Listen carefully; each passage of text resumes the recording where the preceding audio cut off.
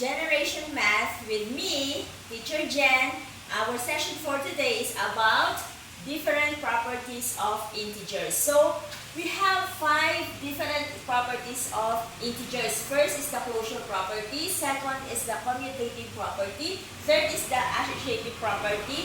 Fourth is the identity property. And the last is inverse property. So, let's discuss what is closure property. Okay, when we say closure property, it can be applicable in addition, subtraction, and multiplication. So, it means that when we add, when we subtract, when we multiply two integers, the answer is still integers. Okay, for example, in addition, 5 plus 2 is equals to 7. So, 5 is an integers, 2 is another integers. When we add those two, the answer is 7, which is also an integers. Okay, so that is an example of closure property when we use addition. The other one is subtraction. For example, we have 11 minus negative 2, and the answer will be 13. Okay, so why? Because we apply the rule in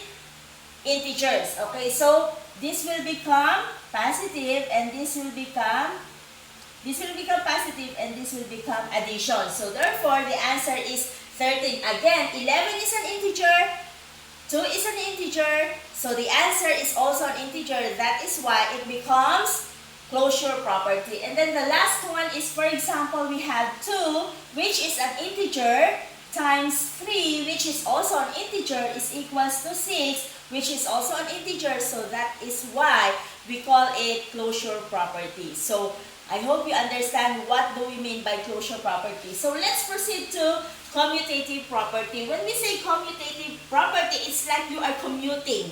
For example, let's have 5 plus 2 is equals to 2 plus 5. So meaning to say, when you use, let's say for example, when you go to Cabanatuan, you will ride a tricycle and then a jeep. And then when going home, you will ride a jeep and a tricycle, from the word commute. So that is the indicator that you are in a commutative property. Okay, so for example, 5 plus 2, the answer is 7. So therefore, even if you change the location of the two integers, the answer is still the same. So 5 plus 2 is equals to 7, or 2 plus 5 is also equals to 7. What about in multiplication? For example, 5 multiplied by 2 is also equals to 2 multiplied by 5.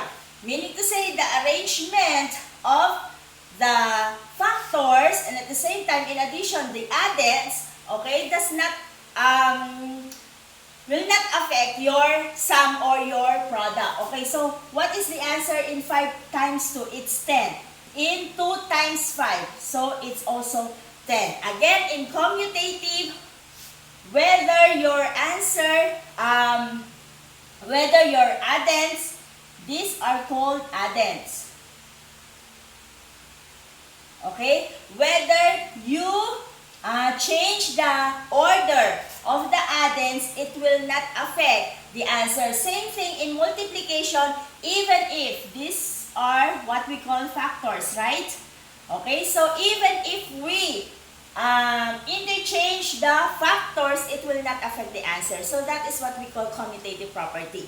Okay, so the next one is associative property. Associative property is also applicable in multiplication and addition. Okay, so in associative property, you are grouping the addends or the factors. Okay, for example, 5 plus 2 plus 3 is equals to 5 plus 2 plus 3. Okay, if you will notice, okay, the grouping was interchanged. Okay, the grouping was interchanged. Here, the group belongs in the parenthesis is 2 and 3, while in the other side is 5 plus 2.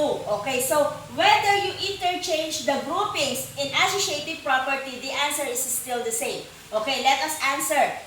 2 plus 3, it's 5, right? Plus 5, it's 10. While 5 plus 2, it's 7, plus 3, it's also 10.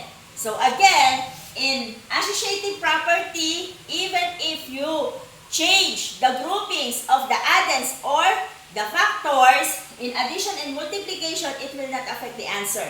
Okay, so let us do this as multiplication. So 5 multiplied by 2 times 3 is equals to 5 times 2 multiplied by 3. Okay, so again, this time we are already in multiplication. So 2 times 3, it's 6. Times 5, it's 30. Right? Okay, while on the other side, we change the groupings, right? Okay, so 5 times 2 is 10, times 3 is 30. So, if you will notice, the answer does not affect if you change the groupings of the addends in addition or factors in multiplication. And then next is the identity property. When we say identity property, it can also be applied in addition and multiplication. In addition, when we add 0 to the number itself, it will not, the answer is the number itself. For example, 5 plus 0, the answer is 5. Okay? So, let's say for example, for 245 plus 0, the answer is still 245. So, any number added to 0 is always the number itself. Okay? How about in multiplication? In multiplication, when we multiply 1 in any number, the answer will always be its number. Okay? So, for example, 5 times 1, the answer is 5. 245 times 1 is still 245. Okay, so did you understand the identity property? And then the last one is the inverse property. Again, inverse property can be applied in addition and multiplication. When we say inverse property, what will be the effect if we could able to get the inverse of a certain number? For example, 12. Plus, since we are having the addition, what is the inverse of 12? It's negative 12. So, the answer is 0. So, therefore, if we add two integers with inverse property, the answer will always be 0. Okay, another one. For example, negative 64.